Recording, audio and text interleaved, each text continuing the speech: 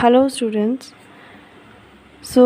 Last class में हम लोगों ने पढ़ा था जिला अस्पताल प्राथमिक स्वास्थ्य केंद्र। उसके बाद आज हम पढ़ेंगे नगर पालिका स्वास्थ्य विभाग। नगर पालिका स्वास्थ्य विभाग, ये सारी जो संस्थाएं हैं ये स्थानीय स्वास्थ्य संस्थाओं में हम लोग पढ़ रहे हैं।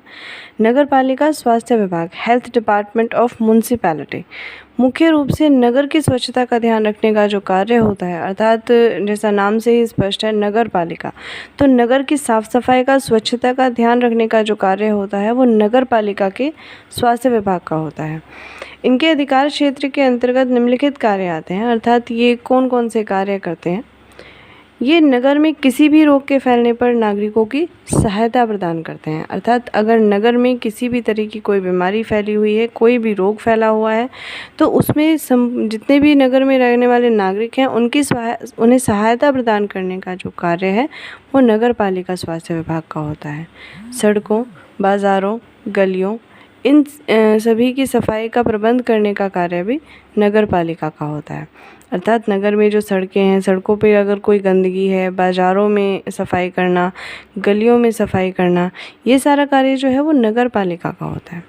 चेचक, प्लेग, अन्य महामारियों के प्रकोप के समय विशेष बीमारी की रोकथाम का टीका लगाने का प्रबंध करता है, अर्थात जो ऐसी बीमारियां फैली थी जिन्होंने महामारी का रूप ले लिया था, उस समय में वैक्सीन आई, टीके बने, तो अब उन बीमारियों से बचने के लिए जो रोकथाम की जाती है, पहले से ही जो तैयारियां की जाती हैं, तो उसके लिए टीका लगाने का कार्य भी नगर पालिका करते हैं।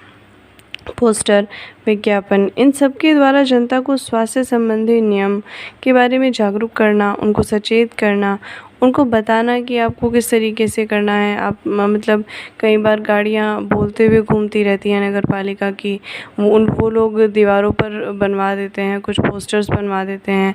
तो ये सारा जो कार्य था जनता तक अपनी बात पहुंचाना कि किस तरीके से स्वास्थ्य संबंधी नियम होते हैं, कौन कौन सी चीज़ें होती हैं, ये सारा कार्य जो है वो नगर पालिका का होता है। निष्कर्ष रूप से हम कह सकते हैं कि इस विभाग द्वारा संबंधित शिक्षा प्रदान करने और जन स्वास्थ्य का सुधार करने का बहुत बड़ा उत्तरदायित्व निभाया जाता है, क्योंकि गंदगी से बीमारियां फैलती हैं, तो हमें सफाई रखनी चाहिए और पूरे नगर में सफाई रखने का जो कार्य है वो नगर पालिका विभाग का होता है।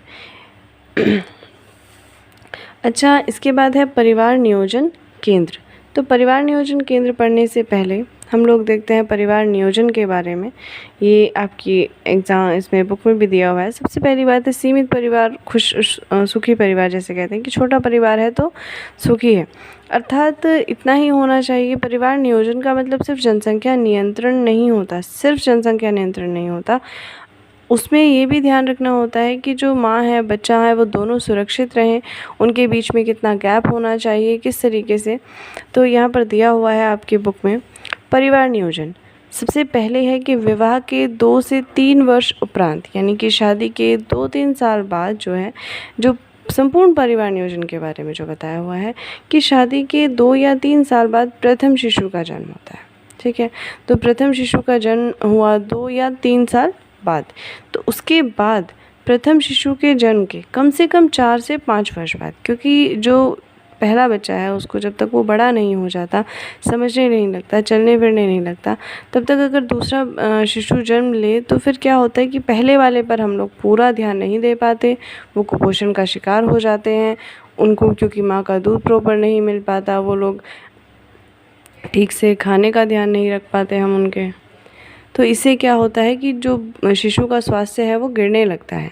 तो प्रथम शिशु के जन्म के कम से कम 4 से 5 वर्ष बाद द्वितीय शिशु के जन्म का प्रावधान है, अर्थात अगर दूसरा बच्चा होना है, द्वितीय शिशु का जन्म है, तो वो कम से कम पहले शिशु के और दूसरे शिशु के बीच में 4 साल का डिफरेंस अंतर होना चाहिए। उसके बाद द्वितीय शिशु के जन्म के अगर फिर भी मतलब होना है, इनके 2 बच्चों के बीच में जो गैप है वो 4 से 5 वर्ष का इन्होंने बताया हुआ है।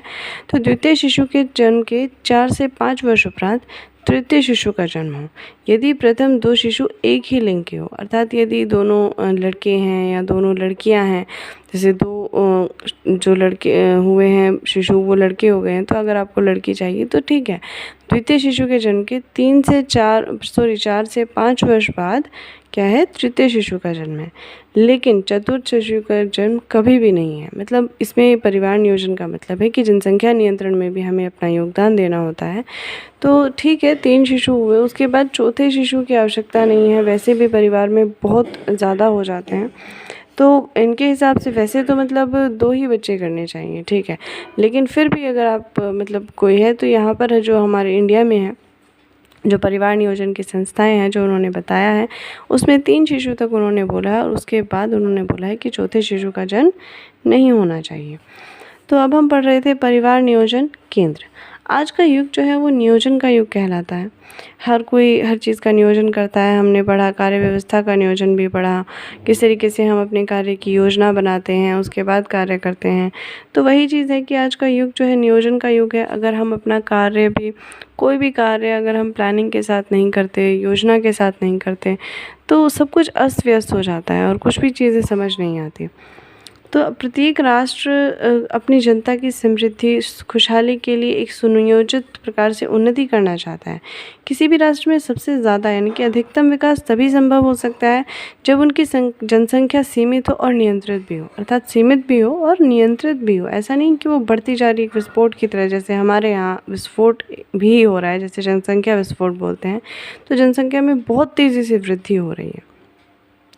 इसके लिए विश्व के सभी विकसित राष्ट्रों का उदाहरण ले सकते हैं। जो विकसित राष्ट्र हैं उनमें जनसंख्या जो है वो सीमित भी है, नियंत्रित भी है। तो भारत की गणना विकासशील देशों में की जाती है, हम जानते हैं। तो भारत में बढ़ती जनसंख्या को नियंत्रित करने के लिए सरकार ने बहुत सारे कार्यक्रम चलाए हैं। उन्हीं में से परिवार नियोजन भी एक है। तो परिवार नियोजन में परिवार को आकार को सीमित करने के लिए प्रक्रिया अपनाई जाती है। अभी जो हमने सारणी पढ़ी उसमें यही सब बताया हुआ था। उनको सीमित करने के लिए एक प्रक्रिया बताई हुई थी। तो इनमें बहुत सारे कदम उठाए जाते हैं। परिवार नियोजन को सिर्फ सरकार ने कानून और नियम नहीं बनाए हैं, उसमें कितनी सफलता मिले उसके लिए वो सारे कार्य करते हैं। सभी लोगों को मतलब घर जाकर भी कई बार देश में परिवार नियोजन को सफल बनाने के लिए वो लोग शिविर भी आयोजित करते हैं। परिवार नियोजन शिविर भी लगाए जाते हैं।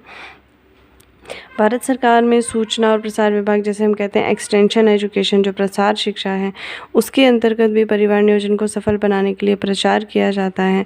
जो व्यक्ति चाहे वो उसको अपना सकते हैं।